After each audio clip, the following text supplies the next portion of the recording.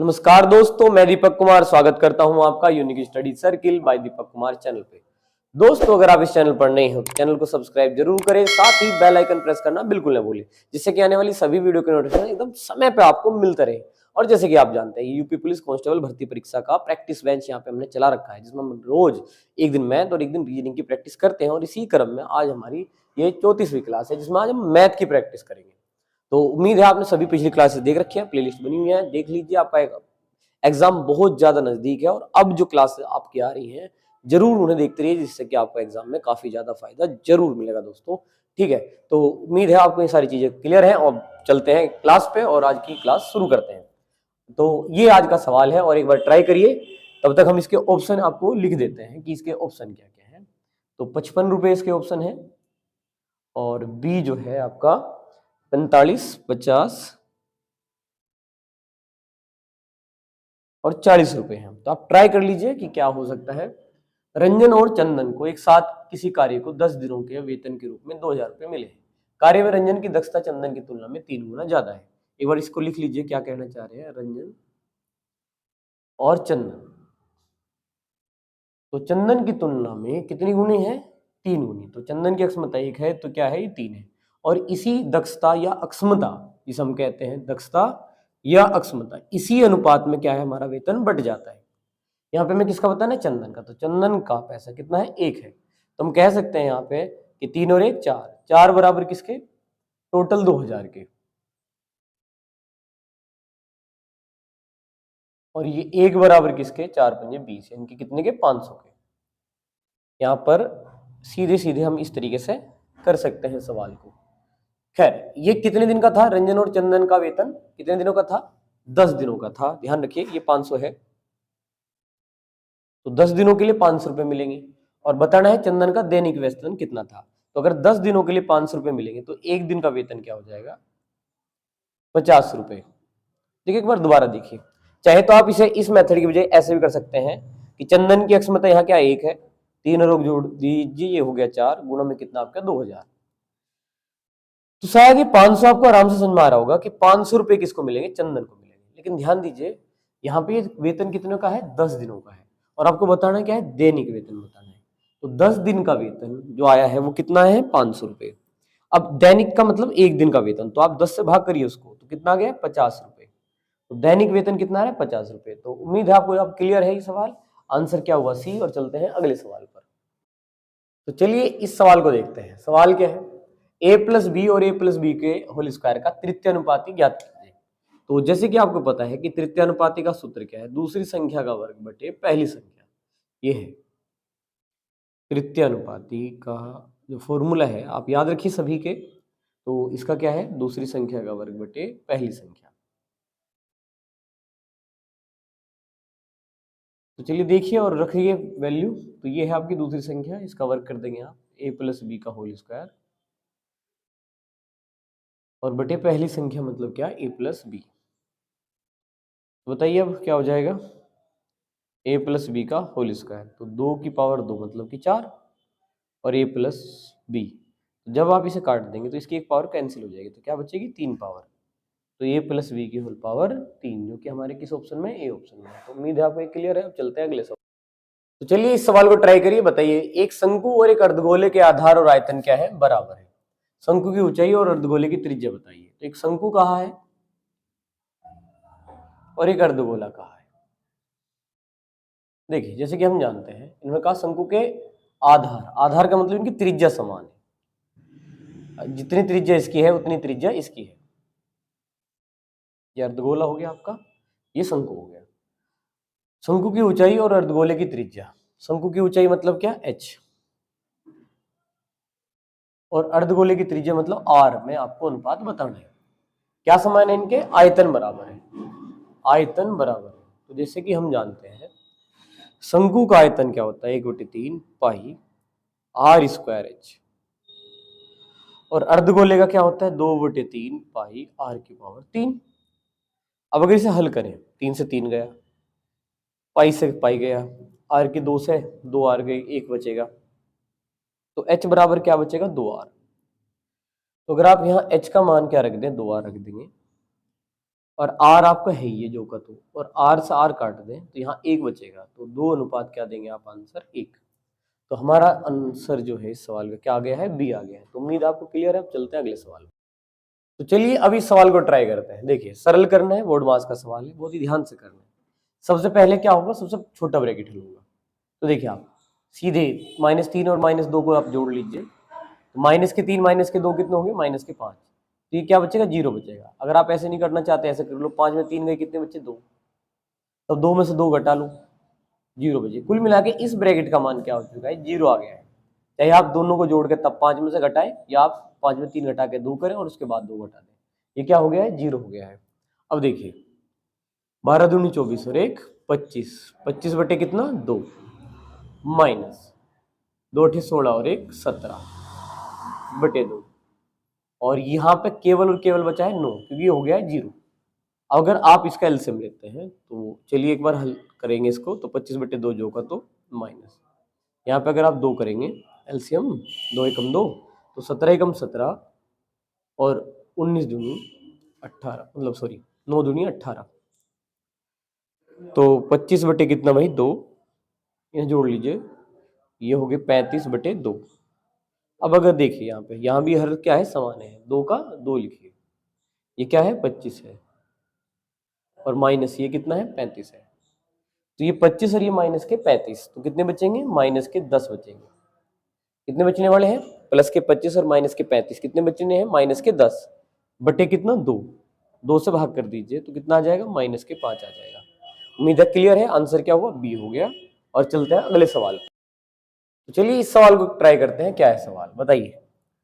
दो व्यक्ति एक ही स्थान से, मान लीजिए इस स्थान है और 2 व्यक्ति चले यहाँ समान दिशा में क्रम से है, 5 किलोमीटर प्रति घंटा और एक है 5.5 किलोमीटर प्रति घंटा से चाल से यात्रा शुरू करते हैं। एक दूसरे से उनके बीच में कितनी दूरी आनी है, दूरी 8.5 किलोमीटर की दूरी आनी है। दूर होने के लिए उनके द्वारा लिया गया समय क्या है। तो बस देखिए बहुत आसान है, हम सभी जानते हैं समय बराबर क्या होता है, दूरी बटे चाल, दूरी बटे चाल। तो देखिए जैसे कि आपको बता दिया है कि दूरी कितनी होनी है उनके बीच में, 8.5 किलोमीटर, तो दूरी तो यही होगी। अब सवाल यह कि चाल क्या होगी। देखिए इसकी चाल कितनी है 5, इसकी कितनी है 5.5। समान दिशा में आप अच्छे से जानते हैं चाल क्या होती है, घट जाती है। तो यहाँ पर चाल घटा लीजिए तो कितनी चाल बचेगी, 5.5। इस एक्स्ट्रा 0.5 चाल से ही उनके बीच में दूरी आएगी। ये आप समझ सकते हैं कि अगर एक 5 से चल रहा है दूसरा भी 5 से चलता, तो जीवन भर वो क्या रहते साथ साथ। अगर उनके बीच में गैप आएगा तो ये तेज चल रहा है, कितना तेज चल रहा है 0.5, उसी वजह से गैप आया है। लेकिन 8.5 किलोमीटर गैप आने के लिए चाल कितनी है, हर घंटे में 0.5 का गैप आएगा। तो हम केवल इन्हें घटा लेंगे, या फिर याद रखिए सीधे सीधे कि समान दिशा में जो आपकी चाल है वो घटती है और विपरीत दिशा में क्या होती है, जुड़ती है। आपको पता भी होना चाहिए। तो 0.5 आएगा यहाँ पे, कहने का मतलब ये 5 से 5 गया और 17 पंजे 85, तो 17 घंटे जो है यहाँ पर आ जाएंगे, 17 घंटे। तो हमारा जो आंसर होगा वो क्या होगा, डी, 17 घंटे। तो उम्मीद है क्लियर है। अब चलते हैं अगले सवाल पर। तो चलिए इस सवाल को ट्राई करिए, और जैसे कि आप देख पा रहे हैं, थोड़ा सा आपको सही से अगर ना दिख रहा हो तो बता दें कि थोड़ी लाइट चली गई है अभी। तो अब ये सवाल है हमारा, √x बटे वाई प्लस √y बटे x बराबर 4 है, तब x² प्लस y² बटे xy का मान बताइए। ऑप्शन हमारे क्या है, हमारे पास 10 है, 14 है, 18 है और 16 है। तो यहां पर आपको क्या करना है देखिए, और आप ट्राई भी कर सकते हैं अपने स्तर पर। तो चलिए एक बार ट्राई करते हैं। तो उम्मीद है थोड़ा सा रिजोल्यूशन ठीक रखिए अपना, जिससे कि आपको इस पर दिख जाए। देखिए यहाँ पे जो दिया हुआ, हम क्या करेंगे, उसमें एक फॉर्मूला लगाएंगे। हम जानते हैं a प्लस बी का क्या होता है, होल स्क्वायर क्या होता है, a² plus b² plus 2ab। बिल्कुल यही फॉर्मूला हम यहाँ अप्लाई कर देंगे। हम दोनों ओर का क्या करेंगे, वर्क कर देंगे।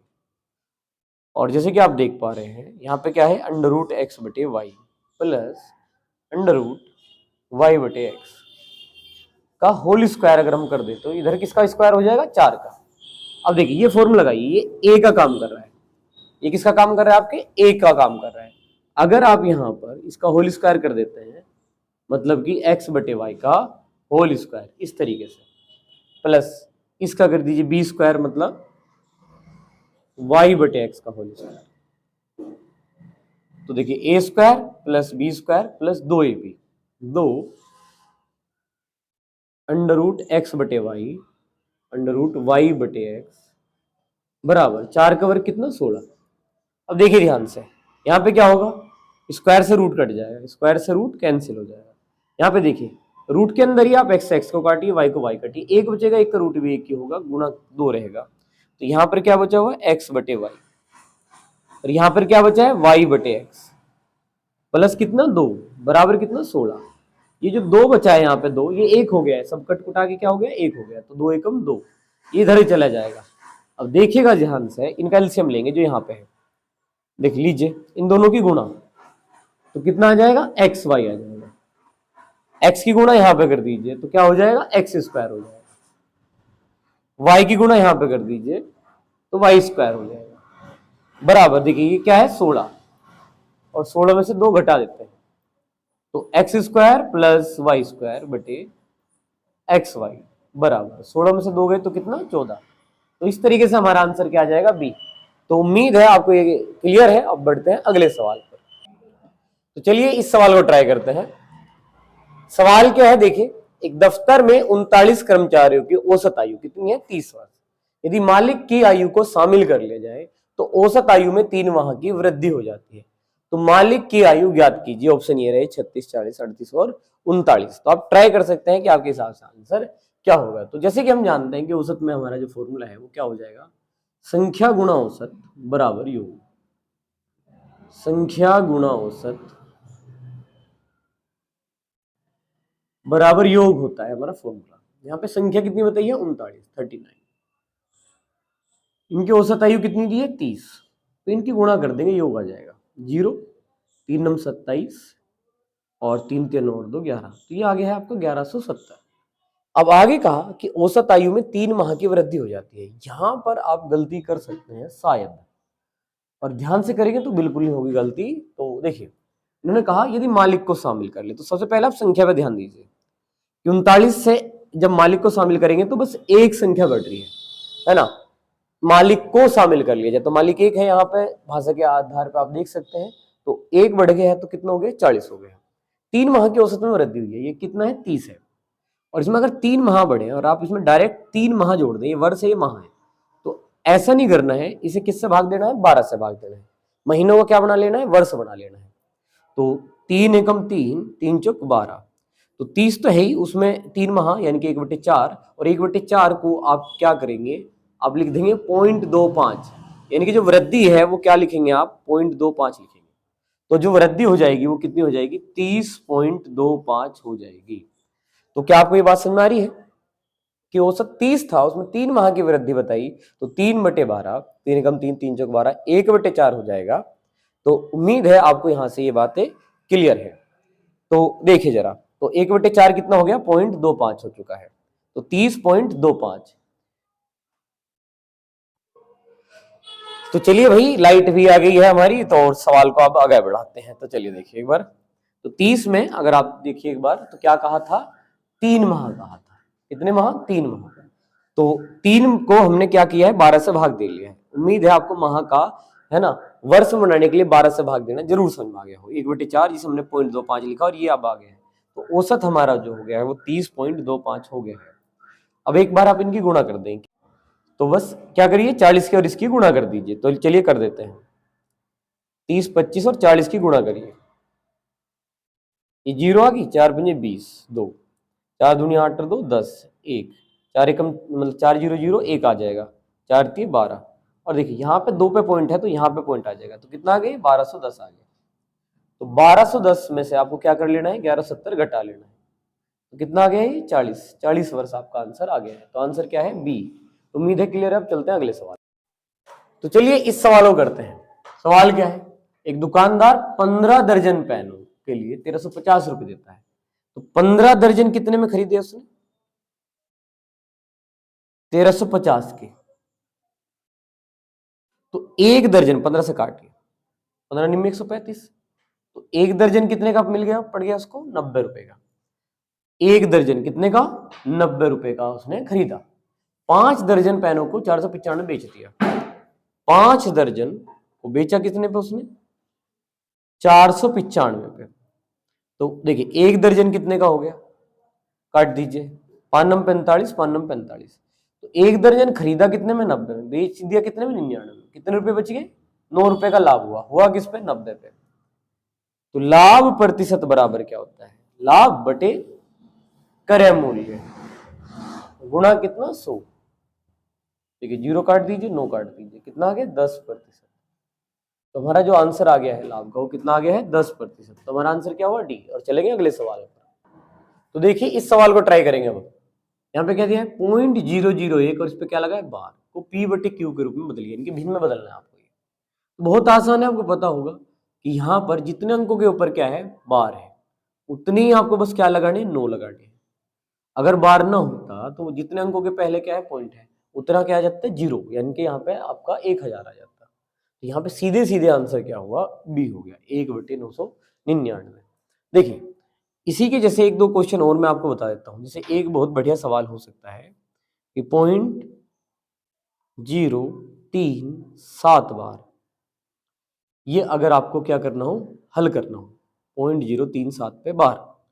अगर हम इसे हल करने पे आए तो कैसे हल करेंगे? देखिए रूट है, यहाँ पे जितने पे बार है तो अभी क्या बताया मैंने आपको? उतनी क्या लगा देंगे? 9। 3 पे है तो क्या लगा देंगे? 9। 0 तो नहीं लिखते हम यहाँ पे ऊपर आगे की तरफ, है ना? तो यहाँ पे अब देखिए इसे आगे हल कैसे करें? आपको पता होना चाहिए 3 गुणा 37 कितना होता है? 111। या फिर ये नियम पता होना चाहिए कि 111/37 कितना होता है? 3 होता है।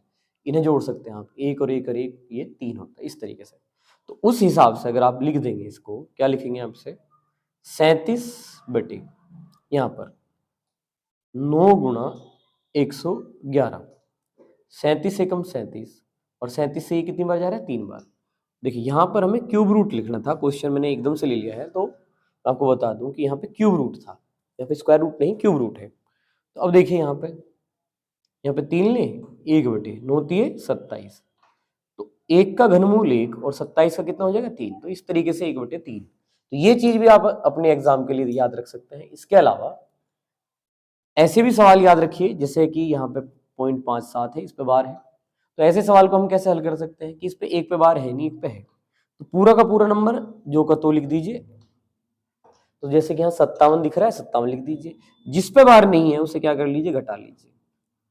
जिस नंबर पे बार है उसके लिए 9 लिख लीजिए, और जिस पे बार नहीं है, जितने भी पे भी बार नहीं है, उन सभी के लिए 0 लिखेंगे, फिलहाल 1 है। और यहाँ पे घटाएंगे आप, जैसे कितना आ गया? 52 और बटे 90। अब अगर ये तो यही ऑप्शन में होगा, और अगर कटता हो तो काट सकते हैं आप। जैसे 2 से अगर आप काट दे तो कितना आ जाएगा? 26। 2 से अगर काट दे तो कितना आ जाएगा? 45।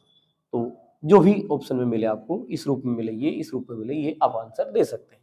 तो बार वाले क्वेश्चन एक बार देख लीजिएगा, पेपर के लिए फायदेमंद रहेंगे। तो चलते हैं अगले सवाल पर। तो चलिए अब इस सवाल को ट्राई करते हैं। सवाल क्या है?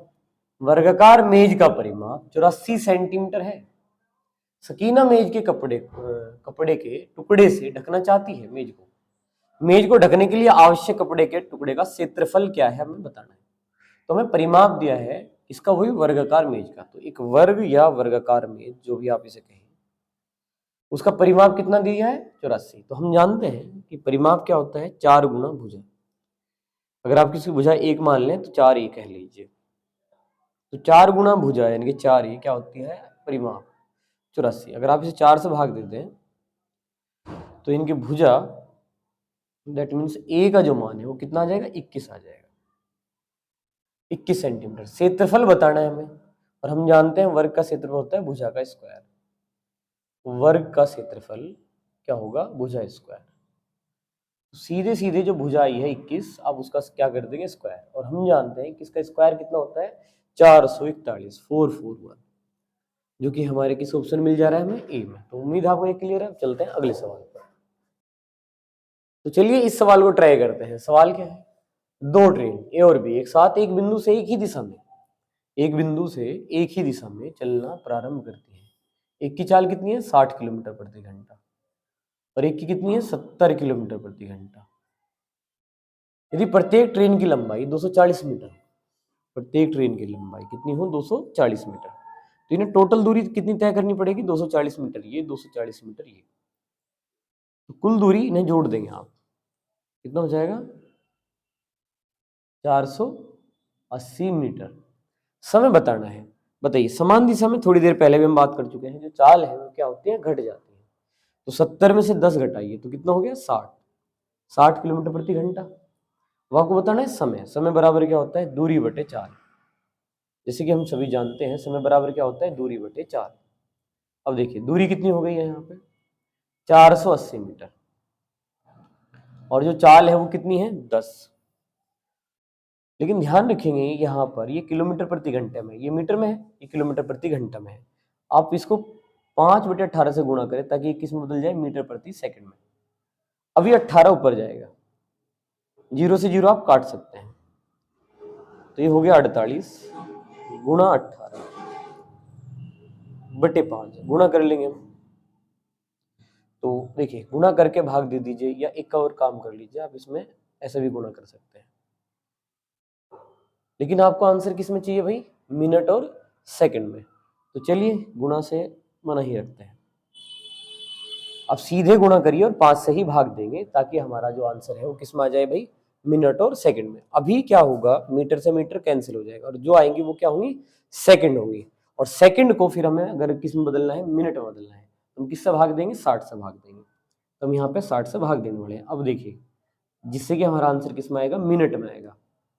समझ लीजिए ध्यान से मीटर कैंसिल होगा तो ऊपर क्या जाएगा, सेकंड, और सेकंड को हमने यहाँ पे क्या बदला है, मिनट में। सेकंड को मिनट बदलने के लिए 60 से भाग कर दिया है।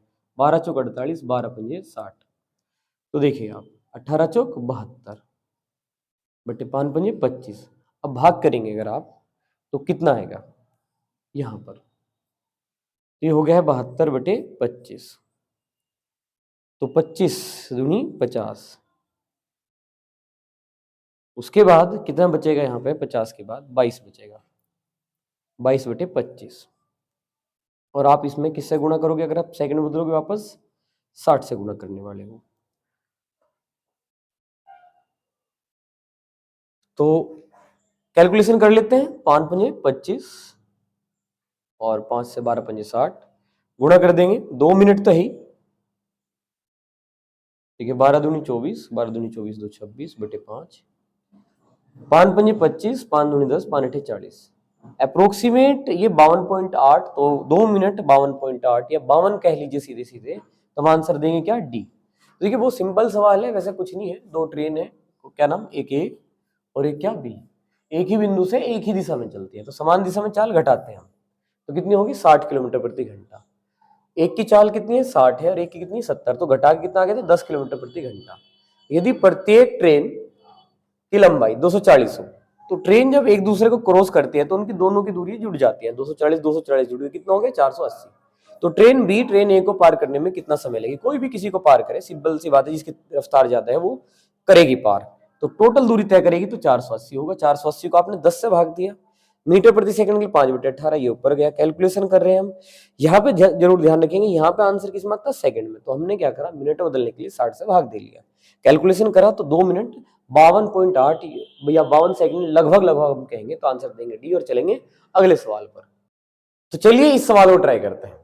एक समचतुर्भुज के विकर्णों की लंबाई 3:4, तो D1 क्या हो जाएगा भाई, आप मान के चलेंगे 3x, और D2 क्या हो जाएगा 4x, जो कि विकर्ण होते हैं। हम जानते हैं समचतुर्भुज यानी कि एक रोम्बस जिसकी चारों भुजाएं क्या होती है, समान, बस इसका प्रत्येक कोण 90 डिग्री नहीं होता, वरना ये हो जाता है वर्ग। तो एक विकर्णों का अनुपात, तो एक विकर्ण को D1 मान लिया, एक को D2 मान लिया, अनुपात कितना दिया हुआ है 3:4, तो एक को 3x एक को 4x। इसकी भुजा दे दी है, भुजा कितनी 10 सेंटीमीटर। यहाँ पर हमें इसका क्षेत्रफल बताना है। हम जानते हैं समचतुर्भुज का जो क्षेत्रफल होता है उसका सूत्र क्या होता है, 1/2 D1 D2। तो हमें यहाँ D1 और D2 के मान निकालने हैं। उसके लिए यहाँ पे हमारे पास एक रिलेशन है कि D1 square plus D2 square बराबर 4a स्क्वायर, ये एक फॉर्मूला आप यहाँ लगाओगे। देखिए D1 कितना है, आप 3x का स्क्वायर आप लगा देंगे, इसी तरीके से dx 4x का स्क्वायर तो 4a स्क्वायर, और आप जानते भी हैं a का मान हमारे पास है भी यहाँ पे कितना 10, तो 10 भी रख दीजिए। चलिए अब तो 3 9 x स्क्वायर, 4 चौक 16 x स्क्वायर बराबर 4 गुणा 10 का वर्ग कितना 100, 16 और 9 कितना 25x² बराबर 4 गुणा 100, तो 25 चौके 100, x² कितना हो गया 4 गुणा 4, 4 चौक 16, x का मान कितना है आपके पास 4 आ गया है। तो 4 की गुणा आप यहाँ कर देंगे, यहाँ पर देखिए तो 4 3 12, तो पहला विकर्ण आ गया आपका 12, और यहाँ पे भी कर दीजिए 4 गुणा 4, तो 4 चौक कितना हो गया 16। अब देखिए ये 1/2, ये कितना है 12 और ये कितना है 16, तो गुणा 12 गुणा 16, 2 6 12 और 16 6 96, तो ये कितना हो गया 96 हो चुका है। तुम्हारा आंसर क्या देंगे हम ए। उम्मीद है क्लियर है। आप चलते हैं अगले सवाल पर। तो चलिए यहाँ पे सवाल देखते हैं।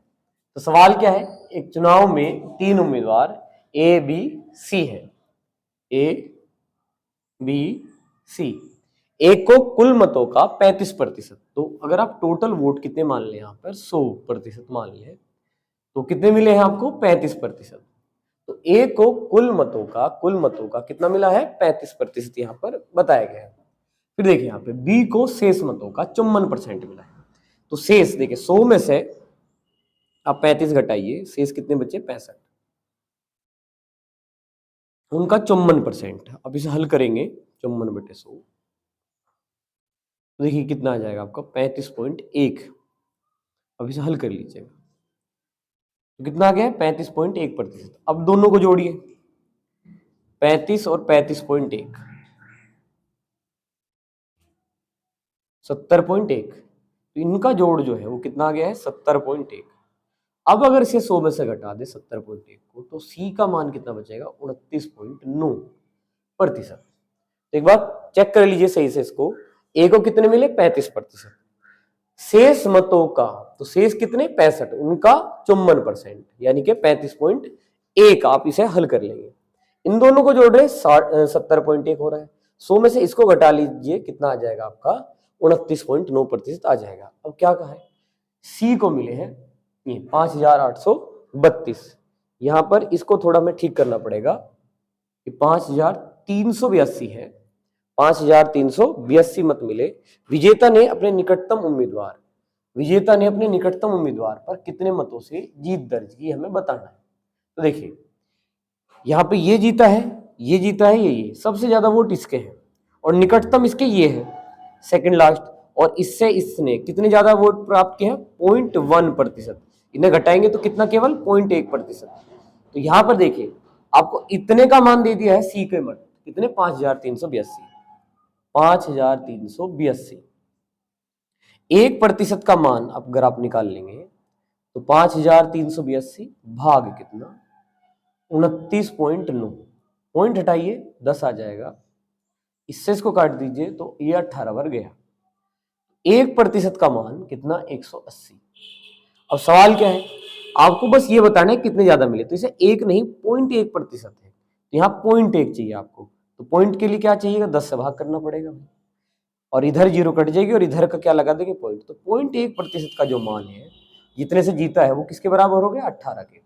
तो दोबारा से एक बार चेक कर लेंगे, ए के 35%, शेष का मतों का यानी कि 65 का 54%, 35.1 यहाँ पे, बाकी बचे हुए इन्हें जोड़ के आप 100 में से घटा के 29.9 जो कि बराबर हुए 5382 के, और कितने वोट ज्यादा मिले तो 0.1, तो 1% आया था 180 और 0.1 का मान आया 18। तो कुल मिला के हमारे सवाल का आंसर क्या है ए है। तो उम्मीद है क्लियर है। चलते हैं अगले सवाल। तो चलिए अब इस सवाल को देखते हैं। सवाल क्या है, वर्तमान में राम और संजय की आयु का अनुपात कितना है 2:3, और आज से 8 वर्ष बाद इनका अनुपात 6:7 है। तो राम की वर्तमान आयु ज्ञात करिए। तो जैसे कि आपको बताया गया है, अगर आप लगातार क्लास देख रहे हैं तो सेम मेथड के सवाल ही हमारे यहाँ पर ज्यादातर बनने हैं। तो सवाल क्या है, देखिए राम और बात किसकी कर रहे हैं हम संजय, और इनका आयु का अनुपात कितना है 2:3 है, मतलब कब की बात है वर्तमान की। तो यहाँ पे लिख दीजिए कि ये अनुपात कब का है वर्तमान का। फिर 8 वर्ष बाद लिखिए यहाँ पे, तो 8 वर्ष बाद अनुपात कितना है 6:7। तो अगर आपको मेथड याद है तो फॉर्मूला क्या है बताइए, कुल वर्ष गुणा नीचे के अनुपात का अंतर, याद है, बटे तिरछी गुणा का अंतर। अगर आप ये लगा देते हैं तो सीधे आपका आंसर आ जाएगा। देखिए तो कुल वर्ष वर्तमान और यहाँ पर कुल वर्ष कितने रहेंगे 8। तो आपको बताया भी है, फिर से बता देते हैं। अगर एक वर्तमान है तो जो नंबर लिखा हुआ है चाहे वो पहले का है चाहे बाद का है, अगर एक वर्तमान है तो जो का तो नंबर आपका कुल वर्ष होगा। दोनों बाद बाद है तो आप घटाएंगे, दोनों पहले पहले तब भी घटाएंगे। अगर एक पहले और एक बाद है तो आप उन्हें जोड़ देंगे। तो कुल वर्ष का काम इस तरीके से होगा। बाकी काफी आसान है। देखिए ये दो अनुपात है तो नीचे वाला है यहाँ पे 6 और 7, तो 7 में से 6 बड़े में से छोटा घटा लेंगे। अब अंतर का मतलब यही है, 7 में 6 गए 1 का अंतर, फिर तिरछी गुणा का अंतर नीचे लिखना है। तो देखिए 7 दूनी 14 और यहाँ पे 36 18, तो 7 दूनी 14 और 36 18 का अंतर कितना है 4 है। देखिए नीचे के अनुपात का अंतर यानी कि 1 आपने गुणा में लेना था, यहाँ का अंतर आपने बटे में लेना था। तो 4 दूनी 8, तो कितना हो गया है आपका, ये 2 एकम 2 हो गया है। अब इस 2 की गुणा आप यहाँ पे कर देंगे 2, तो 2 गुणा 2, 2 दूनी 4। ये राम की आयु आई है और कौन सी आई है, वर्तमान आई है। तो राम की आयु बतानी थी तो कितनी है, 4 वर्ष है। आप याद रखिएगा कि राम की आयु क्या है, तो 4 वर्ष है। आपका आंसर क्या हो गया, डी हो गया। और चलते हैं अगले सवाल पर। चलिए इस सवाल को देखते हैं। सवाल क्या है, 2 पाइप ए और बी एक टंकियों क्रम से 6 और 8 मिनट में भर सकते हैं। तो ये कितने में, 6 में, और बी कितने में, 8 में। इसमें लेंगे आप 24 आ जाएगा, 24 8 के 24। मुझे एक एक मिनट के लिए एकांतर रूप से चालू किया जाता है। टंकी को भरने में कितना समय लगेगा। देखिए बहुत आसान है, अगर आप क्या करेंगे, जोड़ेंगे 4 और 3 7। या उससे पहले देखिए एकांतर क्रम को समझ लीजिए। पहले क्या ए चलेगा, है ना, फिर क्यों बी, पहले वो 4 बनेगा, फिर 3, फिर 4, फिर 3। तो ये क्रम जो है एकांतर है। पहले एक मिनट ए चले, फिर बी चले, फिर ए चले, फिर बी चले, इस तरीके से टोटल 24 होगा। तो अगर आप इसे इस तरीके से करते जाए और 24 पूरा कर ले तो वो आपका आंसर होगा। या फिर क्या करिए, जोड़ लीजिए 4 और 3 7। अब जो 7 है वो कितने मिनट में भरेगा, 2 मिनट में। क्योंकि पहली 1 मिनट ए चलेगा, दूसरी 1 मिनट कौन चलेगा, बी। इस 7 यूनिट भरने में 2 मिनट लगते हैं। अगर आप 24 को 7 से भाग दें, अच्छे दीजिए भाग दीजिए, तो 7 3 21। इन 3 में हम 2 से गुणा करेंगे क्योंकि 1 में ना 2 मिनट छिपे हुए हैं। तो 3 में 6 मिनट आपके हो गए। तो देखिए यहाँ पर क्या है, 21 में मतलब 24 में से 21 गए तो कितने बचेंगे, 3। अब इसे वो भरेगा जिसने काम शुरू किया था। शुरू किसने किया था, ये। वो पूरे मिनट में 4 यूनिट भर सकता है। भरना कितना है, 3। इसमें उसे लगेगा टाइम 3 बटे 4। तो टोटल यहाँ पे देखिए 6 मिनट ये और 3 सही 4 मतलब 3 बटे 4 मिनट ये। 6 और 3 बटे 4 जोड़ देंगे तो 6 सही 3 बटे 4 मिनट आपका आंसर आ जाएगा। इतना ध्यान रखिए। उम्मीद है आपको सवाल समझ में आया। तो माफ कीजिएगा, एक बार दोबारा से एक बार सवाल को देखेंगे। तो यहाँ पे है 2 पाइप ए और बी एक टंकियों क्रम से कितने मिनट में, 6 मिनट में। तो ए 6 मिनट में और बी कितने में, 4 मिनट में क्या करता है, मतलब 8 मिनट में भरता है। तो एलसीएम कितना हो गया आपका, 24। तो भाग दिया तो 4 आ गया, 8 से भाग दिया तो कितना आ गया, 3 आ गया। 4 और 3 कितने हो गए, 7 हो गए।